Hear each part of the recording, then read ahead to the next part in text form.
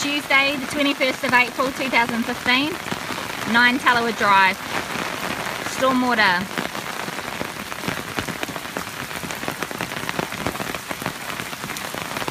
This is the western boundary drain, and this is the northern boundary drain. It's heading down to the rear creek.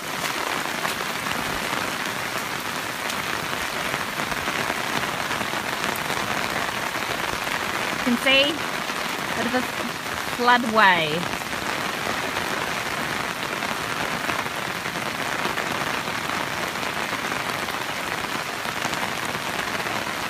Drains at capacity.